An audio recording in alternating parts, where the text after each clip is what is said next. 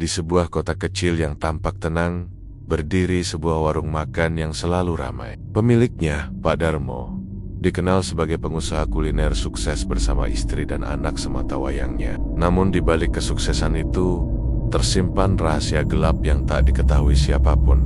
Ambisi dan keserakahan telah membawa Pak Darmo pada jalan pintas. Perjanjian terlarang yang menuntut tumbal. Sebuah cerita tentang keserakahan, pesugihan, dan harga yang harus dibayar. Basi karena setiap hidangan memiliki cerita, dan setiap cerita menyimpan kutukan. Di sebuah kota kecil di Jawa Tengah, berdiri sebuah warung makan yang terkenal dengan masakan rumahan dan harganya yang bersahabat. Warung itu milik Pak Darmo, seorang pria berusia 45 tahun. Ia dikenal pekerja keras, licin dalam berbisnis, dan punya lidah tajam yang sering menyakiti hati orang lain setiap pagi. Pak Darmo berangkat ke warung bersama istrinya, Bu Siti, dan anak sematawayangnya, Ilham. Bu Siti ramah dan sopan pada pelanggan, sedangkan Ilham yang masih SMA sering membantu mencatat pesanan. Beberapa karyawan setia bekerja di dapur dan di depan warung. Kehidupan mereka terlihat normal, bahkan menyenangkan. Namun, di balik senyum ramah Bu Siti, ada tekanan yang ia rasakan. Pak Darmo kerap merah jika warung sepi atau bahan masakan habis. Kadang, ia juga merendahkan karyawan yang lambat bekerja. Semua orang diam saja karena butuh pekerjaan. Suatu hari, muncul warung baru di seberang jalan. Warung itu diberi nama Warung Selera Wahyu. Pemiliknya adalah Pak Wahyu, mantan karyawan Pak Darmo yang dulu sering dihina dan dipecat tanpa pesangon. Warung Pak Wahyu menawarkan menu yang mirip, tapi dengan cara penyajian yang lebih modern. Paling juga sebentar tutup, kata Pak Darmo sinis pada istrinya. Bu Siti diam saja, tapi hatinya tidak tenang. Ia tahu Pak Wahyu dulu sangat rajin. Minggu-minggu pertama, warung Pak Darmo masih ramai. Tapi semakin hari, pelanggan mulai berkurang. Banyak pelanggan pindah ke warung Pak Wahyu. Di dapur, karyawan mulai resah. Bu, tadi pelanggan bilang masakan Pak Wahyu lebih enak dan bersih, bisik seorang karyawan. Bu Siti hanya mengangguk, wajahnya cemas. Pak Darmo mulai naik pitam. Ia menuduh karyawannya malas dan tidak becus memasak. Ia juga menuduh Bu Siti tidak becus mengatur. Kalian ini kerja kok seperti main-main. Lihat tuh Wahyu, warungnya ramai. Mau sampai kapan begini? Bentaknya. Suatu malam, setelah warung tutup, Pak Darmo duduk termenung di teras rumahnya. Ilham sudah tidur, Bu Siti sedang membereskan dapur. Aku gak bisa kalah sama Wahyu, gumam Pak Darmo. Wajahnya terlihat gelap.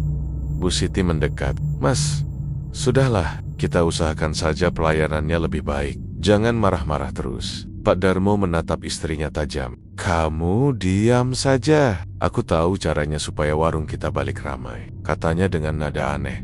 Beberapa hari kemudian, Pak Darmo pergi diam-diam ke sebuah desa di pinggiran kota. Ia menemui seorang lelaki tua berjubah hitam yang dikenal sebagai Dukun Sakti. Warga menyebutnya Mbah Jagal.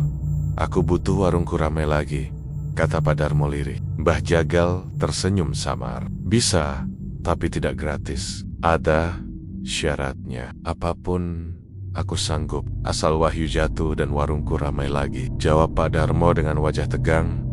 Mbah Jagal mengeluarkan sebuah bungkusan kecil berisi kain hitam dan jimat aneh. Ini jimatnya, kamu rawat baik-baik, tapi tiap bulan harus ada persembahan. Kalau tidak, semua akan kembali padamu, kata Mbah Jagal dengan suara berat. Pak Darmo terdiam. Persembahan apa maksudnya? Persembahan, nak, semakin dekat orang itu denganmu, semakin kuat tuahnya, jelas Mbah Jagal. Pak Darmo pucat, tapi ia tidak berkata apa-apa. Ia hanya menerima jimat itu dengan tangan gemetar. Dalam hatinya ia berpikir, mungkin ia bisa mencari jalan lain. Malam itu ia pulang dengan wajah muram. Bu Siti heran melihat suaminya pulang larut malam membawa bungkusan. Itu apa, Mas? Tidak usah tanya, ini urusan warung, jawab Pak Darmo ketus. Sejak malam itu, warung Pak Darmo mulai ramai kembali. Pelanggan yang dulu pindah ke warung Pak Wahyu mendadak balik lagi. Masakan terasa lebih sedap meski resepnya sama. Semua orang heran, tapi keanehan mulai muncul. Karyawan yang paling rajin tiba-tiba jatuh sakit parah tanpa sebab jelas. pelanggan juga sering mendengar suara bisikan aneh dari dapur. Bu Siti pun mulai sering mimpi buruk melihat sosok hitam berdiri di pojok dapur. Suatu malam, saat Ilham sedang mencuci piring di belakang warung, ia mendengar suara lirih. "Tolong, tolong." Ilham menoleh, tapi tidak ada siapa-siapa. Suara itu terus terdengar. Ia ketakutan dan lari ke ruang depan. Bu Siti menatap Pak Darmo dengan wajah panik. "Mas, ada apa ini sebenarnya?" Pak Darmo diam, memandang jimat di kantongnya. Matanya gelap, seolah tidak peduli lagi pada apapun selain warungnya yang ramai. Warung Pak Darmo kembali ramai, tapi tanda-tanda kejanggalan mulai muncul. Karyawan sakit, suara misterius terdengar, dan Bu Siti mulai mencurigai sesuatu yang mengerikan. Pagi itu warung Pak Darmo penuh sesak. Pelanggan mengantre sampai keluar. Bu Siti sibuk melayani. Ilham mondar-mandir mencatat pesanan. Semua karyawan bekerja lebih cepat dari biasanya. Di balik kesibukan itu, Bu Siti mulai merasakan sesuatu yang aneh. Udara dapur terasa panas, meski kipas angin menyala. Aroma bumbu yang biasanya harum kini bercampur bau amis yang menusuk. Ia melihat Pak Darmo mondar-mondir di belakang warung dengan wajah serius, kadang berbisik sendiri. "Mas, kamu kenapa? Kok sering melamun?" tanya Bu Siti di sela-sela kesibukan. "Diam saja, urus pelanggan. Ini semua sedang aku atur," jawab Pak Darmo dingin. Karyawan yang paling rajin bernama Slamet. Ia orangnya sabar dan sudah lama bekerja di warung itu. Pagi itu Slamet tampak pucat, keringat dingin mengucur di dahinya. "Bu, saya kok pusing ya? Dada saya sesak," katanya sambil menahan sakit. Bu Siti khawatir. "Loh, Mas Slamet sakit? Istirahat dulu di belakang," katanya. Slamet pun duduk di kursi dapur, menunduk, wajahnya pucat pasi. Ilham yang kebetulan lewat ikut membantu memijit bahu Slamet. "Tadi malam aku mimpi aneh, Dik. Aku kayak dicekik sama bayangan hitam di dapur," bisik Slamet. Ilham merinding. "Bayangan hitam? Iya, seram sekali." Slamet tidak sanggup melanjutkan. Sementara itu, Pak Darmo mengintip mereka dari pintu dapur.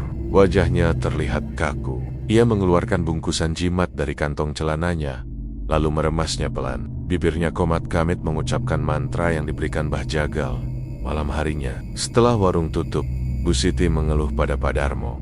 "Mas, Slamet sakit. Kau sehandaya? Apa jangan-jangan warung ini ada yang gak beres?" Pak Darmo mendengus. "Orang sakit biasa saja kok, lebay. Jangan ikut campur urusanku." Bu Siti makin curiga. Ia sering melihat Pak Darmo pergi ke belakang warung sendirian, membawa dupa dan mangkuk air. Setiap selesai ritual itu, warung selalu ramai keesokan harinya.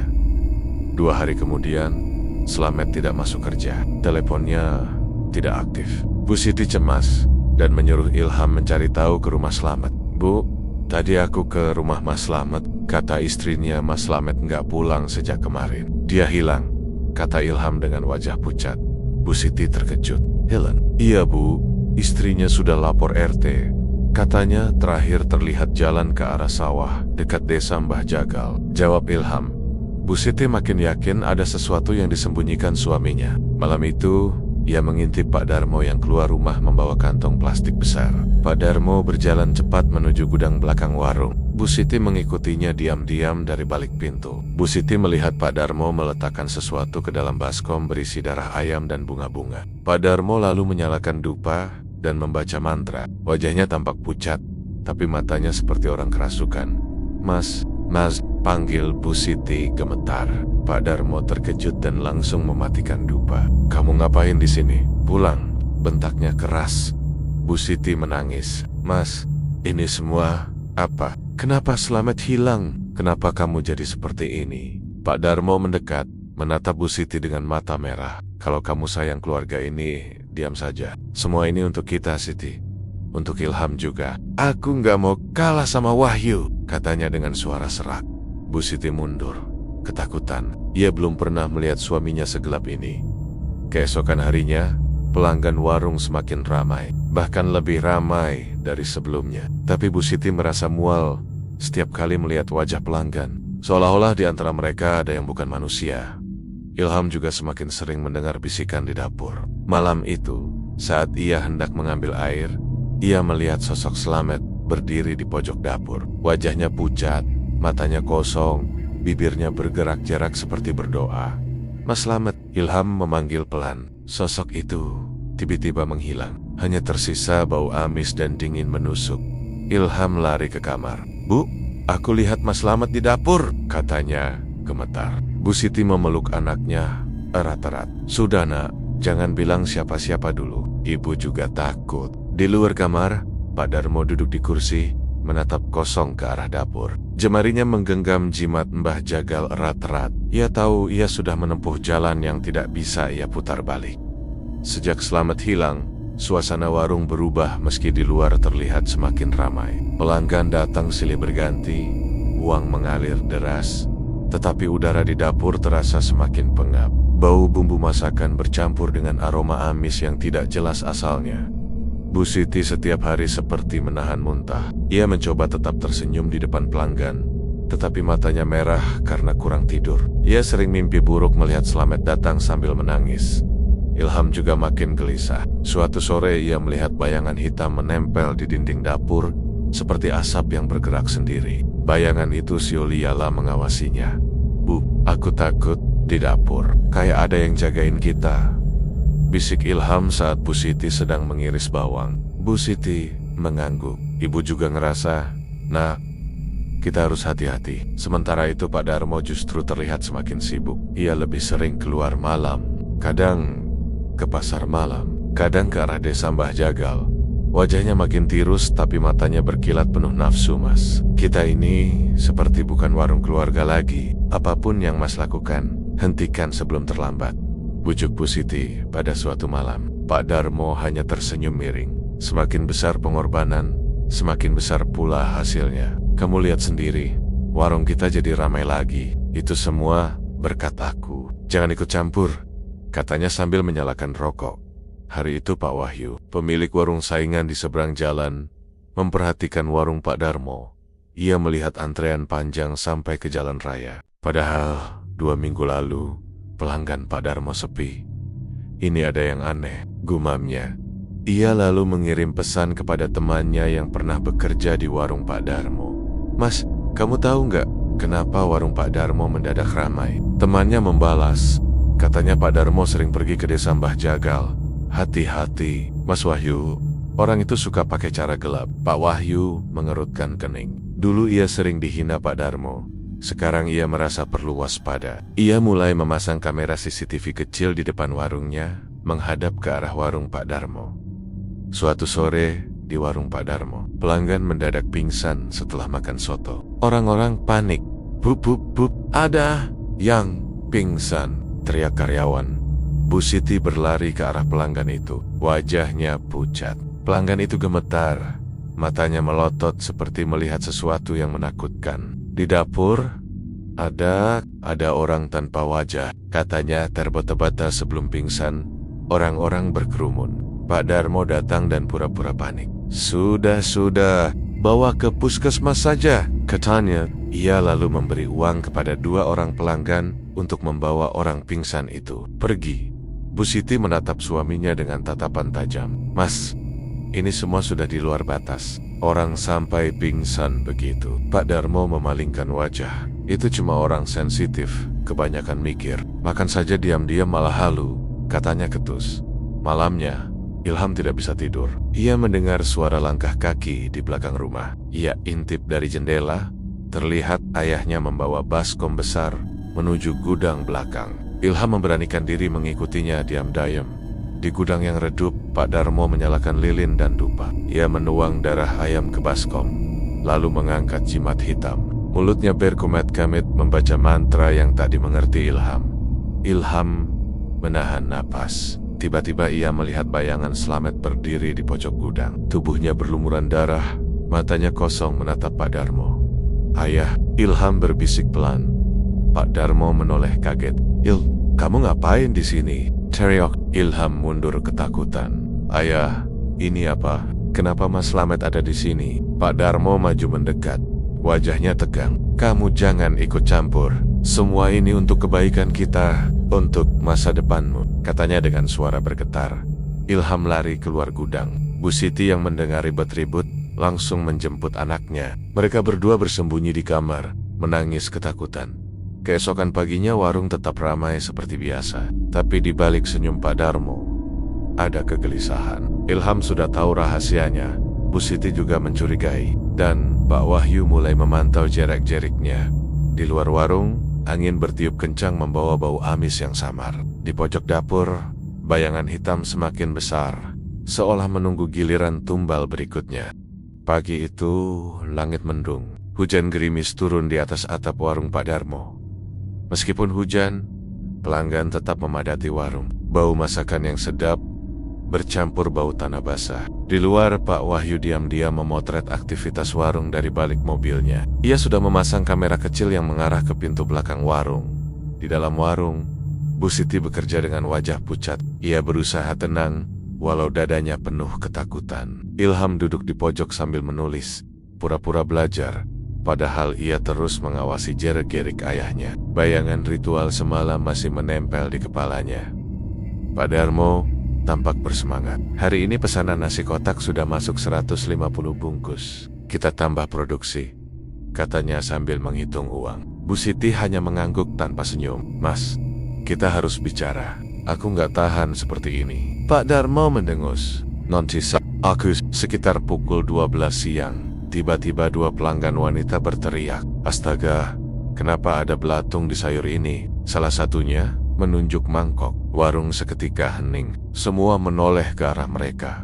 Pak Darmo segera mendekat. Mana sini saya lihat, katanya. Saat ia mendekat, belatung itu menghilang begitu saja. Pelanggan lain bergidik ketakutan. Loh, tadi jelas-jelas ada, sekarang hilang, kata wanita itu gemetar. Pak Darmo pura-pura tersenyum. Mungkin cuma perasaan Mbak saja. Ia kemudian memberi mereka makanan gratis agar tidak ribut. Bu Siti melihat semua itu dengan mata basah. Ia tahu warung ini sudah tidak wajar. Mungkin makanan terlihat biasa, tetapi orang-orang tertentu melihat hal mengerikan di dalamnya. Malamnya, setelah warung tutup, Bu Siti memberanikan diri berbicara dengan Pak Darmo di dapur. Mas, hentikan semua ini. Aku nggak mau anak kita jadi korban. Slamet sudah hilang, pelanggan pingsan, makanan kita jadi mengerikan. Ini semua salah. Pak Darmo meletakkan pisau yang sedang ia pakai untuk memotong ayam. Wajahnya berubah keras. Kamu tahu apa, Siti? Aku sudah terlanjur. Kalau aku berhenti sekarang, justru kita semua akan jadi korban. Aku melakukan ini demi keluarga kita. Bu Siti menangis. Keluarga kita nggak butuh kekayaan kotor, Mas. Kita cuma butuh hidup tenang. Pak Darmo berdiri, menatap istrinya dengan mata merah. Diam. Kalau kamu bocorkan rahasia ini, habis kita semua. Lalu ia keluar dari dapur sambil membawa bungkusan hitamnya.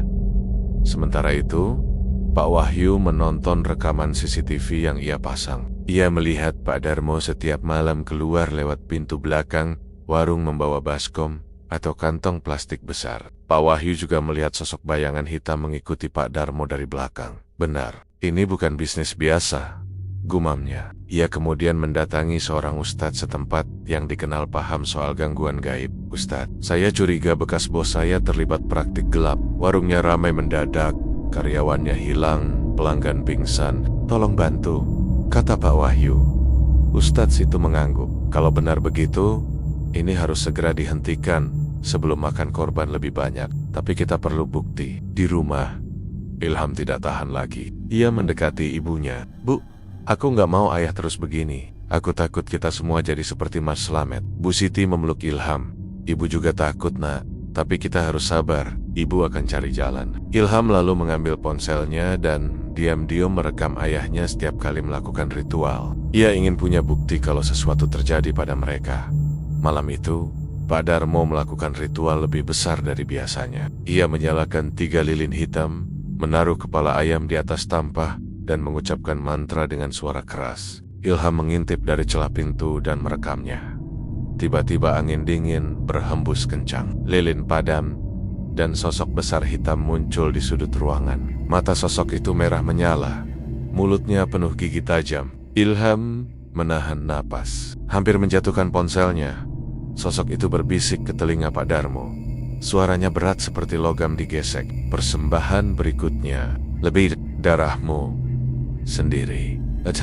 Pak Darmo menelan ludah. Belum sekarang. Beri aku waktu. Ilham tak kuat lagi. Ia lari ke kamar dan menangis ketakutan. Bu Siti mendekapnya. Sabar nak, kita akan keluar dari sini. Sejak malam itu, Bu Siti dan Ilham sering melihat sosok hitam itu di rumah. Kadang berdiri di pojok kamar, kadang di dekat dapur. Bau amis makin kuat. Pelanggan juga mulai berkurang karena banyak yang merasa tidak nyaman.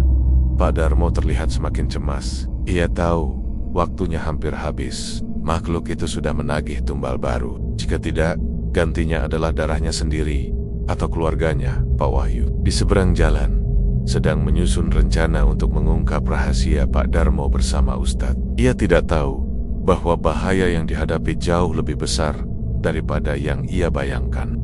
Hujan deras mengguyur kota kecil itu. Petir sesekali menyambar langit. Di warung Pak Darmo, suasana terasa berat. Pelanggan mulai berkurang, tidak lagi sepadat seminggu yang lalu. Mereka datang sebentar, lalu pergi dengan wajah tegang. Ada yang berbisik-bisik tentang bau aneh di warung.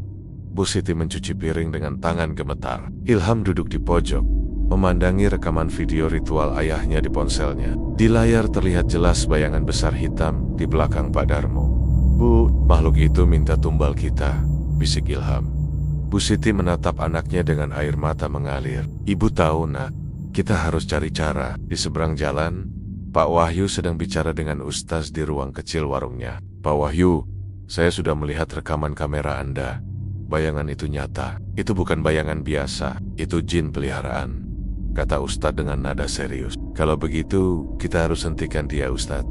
Dia bisa mencelakakan orang, jawab Pak Wahyu penuh tekad. Ustadz mengangguk. Kita perlu mendekati keluarganya. Mereka pasti jadi korban juga. Di rumah, Pak Darmo duduk di ruang tengah dengan wajah gelisah. Tangannya memegang jimat hitam yang semakin panas. Ia mendengar suara berat berbisik di telinganya. Waktumu habis, beri kami darah berikutnya. Pak Darmo berdiri. Aku belum siap, jangan keluargaku, teriaknya ke udara kosong. Bayangan hitam muncul di sudut ruangan. Sosoknya semakin jelas, tinggi, kurus, wajahnya tanpa mata, mulutnya bergerigi tajam. Kalau bukan mereka, maka kau. Suara itu bergetar seperti guntur.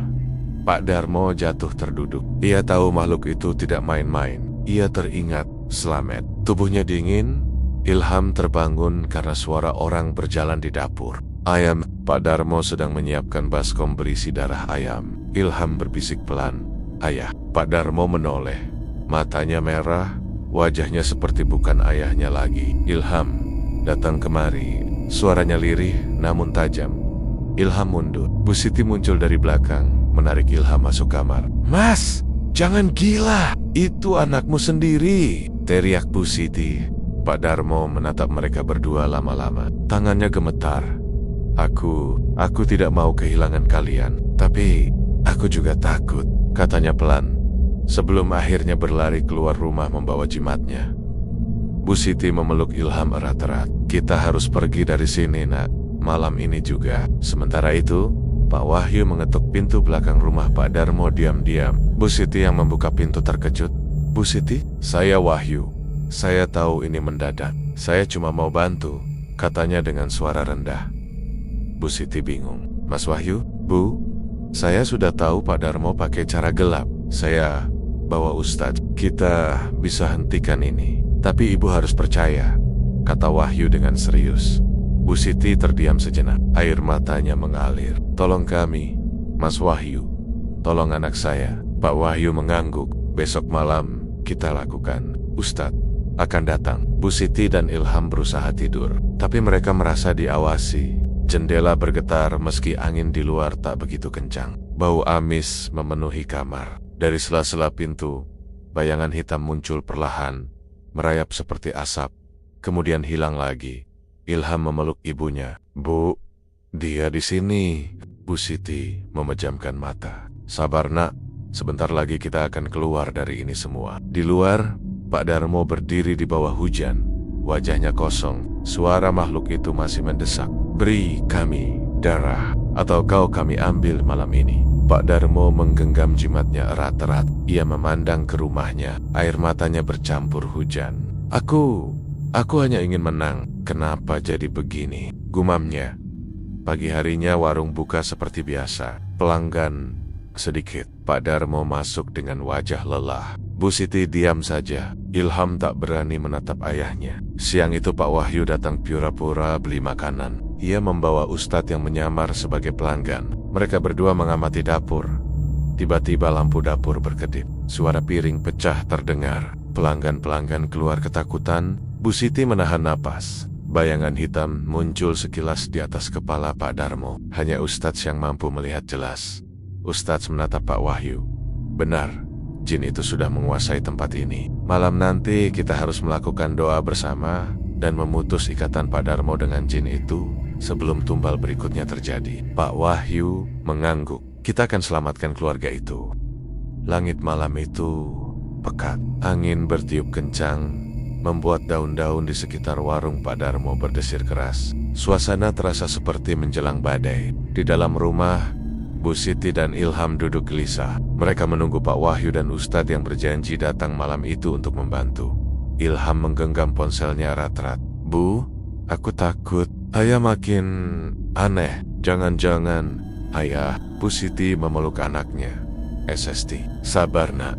Malam ini kita harus kuat. Di luar, Pak Darmo berjalan mondar-mandir di halaman rumahnya. Jemarinya memegang jimat hitam yang kini terasa panas seperti bara. Suara berat berbisik di telinganya semakin keras. Waktumu habis. Berikan mereka atau nyawamu sendiri malam ini juga. Pak Darmo menatap rumahnya. Aku nggak mau kehilangan mereka, tapi aku juga nggak mau mati. Gumamnya putus asa.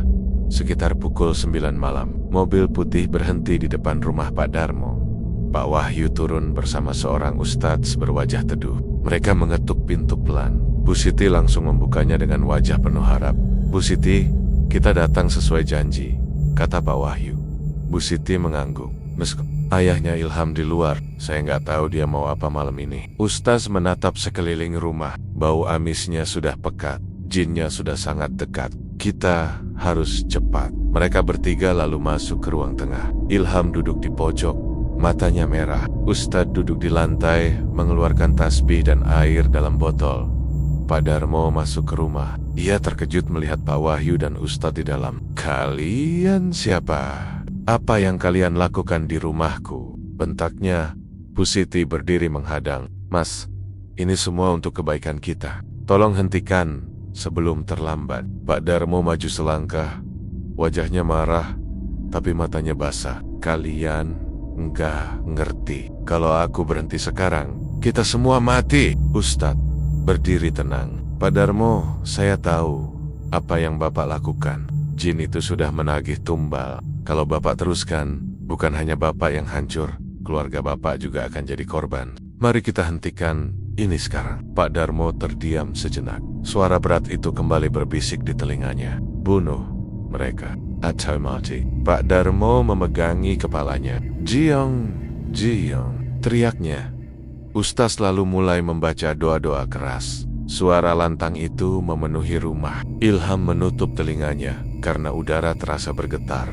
Bau amis semakin menyengat. Angin dingin masuk dari jendela yang tiba-tiba terbuka sendiri. Tiba-tiba lampu mati. Rumah gelap gulita. Hanya suara doa ustaz yang terdengar. Dari kegelapan muncul bayangan besar hitam, lebih besar daripada sebelumnya. Sosok itu melayang di langit-langit. Matanya merah menyala, mulutnya terbuka lebar. Dia milikku. Suara makhluk itu menggelegar. Bu Siti menjerit. Ilham memeluk ibunya erat-erat. Pak Wahyu berusaha menenangkan mereka. Ustadz tetap membaca doa dengan suara keras, lalu memercikkan air yang ia bawa ke arah sosok itu. Sosok itu meraung. Tubuhnya seperti asap yang berputar-putar. Namun ia semakin mendekat ke arah Pak Darmo. Sekarang, Pak Darmo, putuskan perjanjian itu. Tinggalkan jimatnya, teriak Ustadz. Pak Darmo gemetar. Jemarinya menggenggam jimat hitam. Suara makhluk itu berbisik di telinganya. Jangan lepaskan. Kau akan mati. Mereka akan mati. Air mata Pak Darmo mengalir. Ia menatap Bu Siti dan Ilham. Maafkan aku, gumamnya. Pak Darmo mengangkat jimat itu tinggi-tinggi. Jemarinya bergetar. Ustadz terus membaca doa. Angin semakin kencang. Bayangan hitam semakin besar. Menjerit marah. Kalau kau lepaskan, kau habis. Desis makhluk itu. Pak Darmo menatap wajah anaknya. Ilham menangis. Ayah, lepaskan, tolong. Pak Darmo menggertakkan gigi. Dengan teriakan keras, ia melempar jimat itu ke lantai. Ustadz segera memercikan air. Doa ke jimat yang langsung mengeluarkan asap tebal dan bau menyengat. Sosok hitam meraung lebih keras. Tidak, kau melanggar perjanjian. Tubuhnya berputar piuter, lalu menubruk Pak Darmo. Pak Darmo terlempar ke dinding. Ia jatuh terduduk. Tubuhnya bergetar hebat. Sosok hitam itu menempel pada tubuhnya, seolah menyedot sesuatu. Ustadz terus membaca doa dengan lantang. Pak Wahyu ikut membantu memegang Pak Darmo agar tidak terseret. Bu Siti dan Ilham hanya bisa menangis. Akhirnya, dengan jeritan panjang, sosok hitam itu pecah menjadi asap dan hilang. Jimat hitam terbakar sendiri menjadi abu. Lampu rumah kembali menyala. Pak Darmo tergeletak di lantai, lemah. Wajahnya pucat seperti orang yang kehilangan tenaga. Ustadz memeriksa nadinya. Dia masih hidup, tapi tubuhnya lemah. Dia harus banyak berdoa dan bertobat. Bu Siti memeluk suaminya. Mas, kenapa kamu tega? Pak Darmo menatap istrinya dengan mata berkaca-kaca. Aku cuma ingin menang. Akibat Ilham mendekat, menggenggam tangan ayahnya. Ayah, kita masih punya aku dan ibu. Kita nggak butuh semua itu. Pak Wahyu berdiri di sudut ruangan.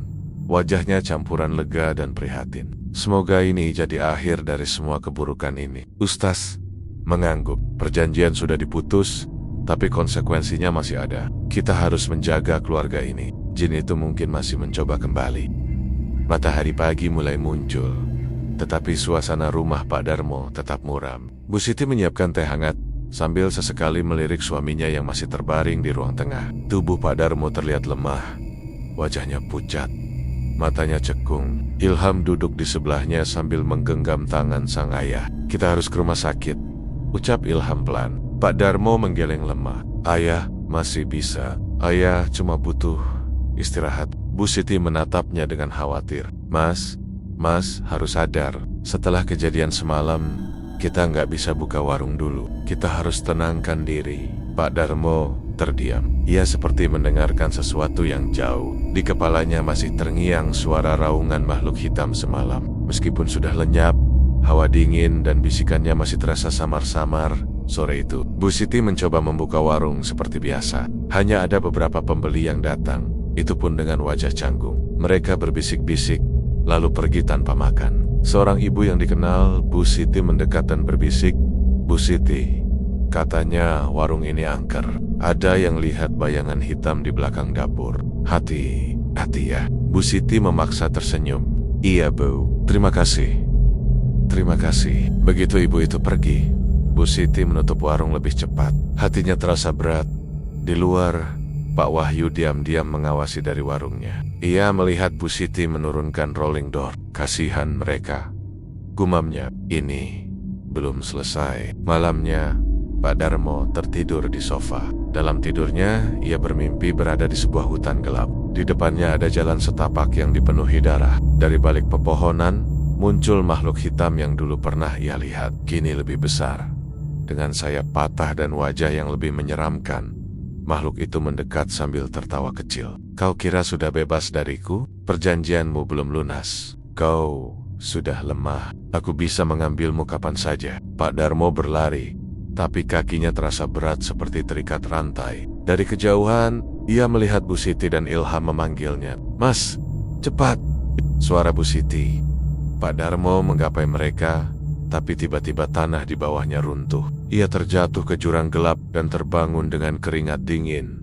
Bu Siti yang sedang terlelap di sampingnya terbangun. Mas kenapa? Pak Darmo menatap istrinya dengan mata ketakutan. Dia belum selesai Bu, dia masih mengejar kita. Sejak malam itu, gangguan aneh mulai muncul di rumah. Piring jatuh sendiri, pintu kamar berderit.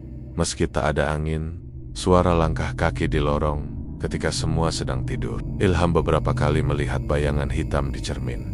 Bu, dia balik lagi, bisik Ilham. Suatu malam, Bu Siti memeluk anaknya erat-erat. Kita akan cari Ustadz lagi. Kita nggak bisa diam. Pak Wahyu yang mendengar kabar itu datang pagi-pagi. Bu Siti, saya sudah bilang, ini belum selesai. Jin itu masih mencoba mengambil haknya. Kita harus lebih kuat. Bu Siti mengangguk. Mas Wahyu, tolonglah kami. Saya nggak tahu harus gimana. Pak Wahyu menatap serius. Kita harus lakukan pembersihan besar-besaran. Rumah ini harus dibersihkan. Dan Mas Darmo harus ikut. Pak Darmo duduk di dapur menatap kosong ke arah kompor. Tangannya gemetar memegang gelas. Ia merasa tubuhnya makin lemah setiap hari. Aku nggak sanggup lagi, gumamnya. Bu Siti mendekat, meletakkan tangannya di bahu suaminya. Mas, kita masih punya jalan keluar. Kita nggak sendirian. Mas Wahyu dan Ustadz mau bantu kita lagi. Pak Darmo menoleh. Wajahnya penuh penyesalan. Aku sudah hancurkan semuanya, Bu. Aku hina Mas Wahyu dulu. Aku serakah. Sekarang aku dapat balasannya. Bu Siti menatapnya dengan mata berkaca-kaca. Yang penting sekarang kita berubah. Kita lawan bareng-bareng. Ilham mendekat sambil membawa kitab kecil yang ia pinjam dari Ustadz. Ayah, kita bisa baca doa ini tiap malam. Ustadz bilang jin itu makin lemah kalau kita berdoa bareng-bareng. Pak Darmo memandang anaknya lama-lama. Air mata jatuh di pipinya. Ayah akan coba. Nah, sore harinya Pak Wahyu datang bersama Ustadz dan beberapa warga yang ia percaya. Mereka membawa air doa, garam, dan dupa wangi. Rumah Pak Darmo mulai dipenuhi aroma harum. Ustadz mengatur mereka semua untuk berzikir bersama. Ini bukan sekadar ritual, kata Ustadz tegas. Ini untuk menguatkan hati kita. Jin itu hanya bisa masuk kalau hati kita lemah. Pak Darmo ikut duduk di tengah lingkaran. Ia menutup mata, mencoba berkonsentrasi. Ilham duduk di sampingnya menggenggam tangannya. Bu Siti memegang tasbih. Pak Wahyu memandang mereka semua. Semoga ini berhasil. Saya nggak mau ada korban lagi. Saat doa dimulai, angin dingin berhembus ke dalam rumah. Lilin-lilin yang menyala mulai bergetar. Dari sudut ruangan muncul asap tipis yang kemudian membentuk bayangan hitam. Sosok itu meliang-liung. Kini wajahnya lebih menyeramkan. Matanya menyala merah terang. Berani sekali kalian. Suaranya menggema memenuhi rumah. Ustadz tetap membaca doa dengan lantang. Pak Darmo menggenggam tasbih erat-erat. Wajahnya ketakutan. Bu Siti dan Ilham berzikir pelan. Pak Wahyu berdiri di belakang mereka, siap melindungi. Bayangan itu menatap Pak Darmo. Kau masih utang padaku. Darahmu adalah hakku. Pak Darmo menatap balik. Kali ini dengan keberanian yang muncul perlahan. Aku nggak takut lagi. Aku mau bertobat. Sosok itu meraung keras, membuat kaca jendela bergetar. Udara di dalam rumah semakin dingin. Namun doa-doa yang dilantunkan Ustadz mulai membuat tubuh sosok itu bergetar seperti asap terbakar. Angin malam berhembus makin kencang. Tirai-tirai rumah Pak Darmo berkibar liar seolah ada badai di dalam. Lilin-lilin yang menyala di sudut ruangan satu persatu padam. Hanya cahaya redup dari lampu ruang tengah yang tersisa. Di tengah rumah, Pak Darmo duduk bersila bersama Bu Siti, Ilham, Pak Wahyu, dan Ustadz. Mereka semua berzikir serempak. Asap tipis yang tadi muncul, kini berubah jadi kepulan pekat. Sosok hitam itu membesar, tubuhnya seperti asap yang berputar-putar. Suara raungannya menggetarkan lantai. Mata merahnya menatap tajam ke arah Pak Darmo. Kau ingkar pada perjanjian, darahmu, milikku. Suara makhluk itu menggema seperti guntur. Bu Siti memeluk Ilham erat-erat. Ilham menutup telinganya sambil gemetar. Pak Wahyu berdiri di belakang mereka. Tubuhnya tegak, meski keringat mengalir di pelipisnya. Ustadz terus melantunkan doa keras dan tegas. Pak Darmo yang selama ini hanya duduk dengan wajah pucat, tiba-tiba menatap makhluk itu dengan mata yang penuh tekad. Aku memang salah. Aku sudah buat orang menderita. Tapi aku nggak mau keluargaku jadi korban, teriaknya. Makhluk itu mendesis. Terlambat, nyawamu sudah terikat padaku. Pak Darmo memejamkan mata, mengangkat kedua tangannya. Aku bertobat. Aku memohon ampun. Aku serahkan hidupku pada Tuhan, bukan padamu lagi. Suaranya bergetar, tapi tegas. Ustadz mengangguk cepat. Teruskan, Pak Darmo. Kuatkan hatimu. Jangan takut. Makhluk hitam itu berputar makin cepat. Angin di dalam rumah semakin dingin seperti kulkas besar. Piring-piring jatuh dan pecah sendiri. Pintu-pintu berderak keras. Lampu berkedip-kedip. Sosok itu tiba-tiba melompat ke arah Pak Darmo. Cakar-cakar hitamnya seperti mau meraih tubuhnya.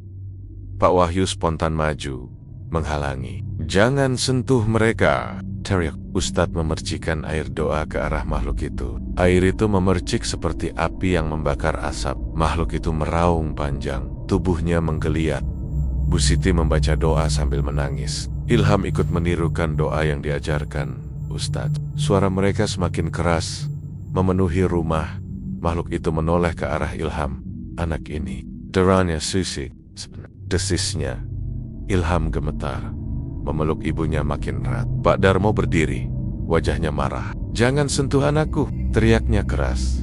Pak Darmo melangkah maju, berdiri tepat di depan makhluk itu. Aku yang salah, aku yang bikin perjanjian. Ambil aku kalau mau, jangan mereka. Suaranya serak tapi penuh keberanian.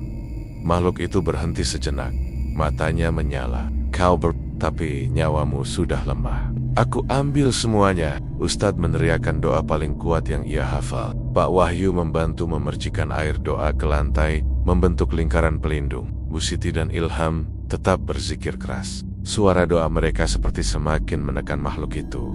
Pak Darmo menutup matanya, mengangkat kedua tangannya tinggi-tinggi. Aku lepaskan semua ambisi dan dosa. Aku hanya berserah pada Tuhan, teriaknya. Makhluk itu menjerit. Tubuhnya seperti terpecah-pecah. Asap hitamnya mendidih seperti air panas. Tidak, kau tidak bisa. Perjanjian ini milik. Suaranya makin lemah. Ustadz menutup doa dengan lantang. Pak Wahyu memercikan air terakhir ke arah makhluk itu. Bu Siti dan Ilham menangis sambil terus berzikir. Ruangan bergetar hebat, lalu mendadak hening. Makhluk itu menjerit panjang. Tubuhnya berputar cepat, lalu pecah jadi kepulan asap yang berhamburan ke seluruh ruangan sebelum lenyap begitu saja. Lampu kembali menyala terang, angin berhenti, bau ames menjilang, digantikan bau harum air doa. Pak Darmo terjatuh berlutut, napasnya tersengal. Bu Siti berlari memeluknya. Mais. Pak Darmo membuka mata pelan. Aku masih hidup, Bu, katanya lirih. Ilham ikut memeluk mereka. Ayah, akhirnya selesai. Ustadz menghela napas lega. Alhamdulillah, jin itu sudah pergi. Tapi ingat, Pak Darmo, bekas perjanjian ini tetap meninggalkan jejak. Bapak harus rajin berdoa, jaga rumah, dan jangan pernah kembali ke jalan itu. Pak Wahyu menepuk bahu Pak Darmo. Mas, semua sudah selesai. Kita mulai dari awal. Kita bisa bangun lagi, tapi dengan cara yang benar. Pak Darmo menatap Pak Wahyu dengan mata berkaca-kaca. Maafkan aku, Wahyu.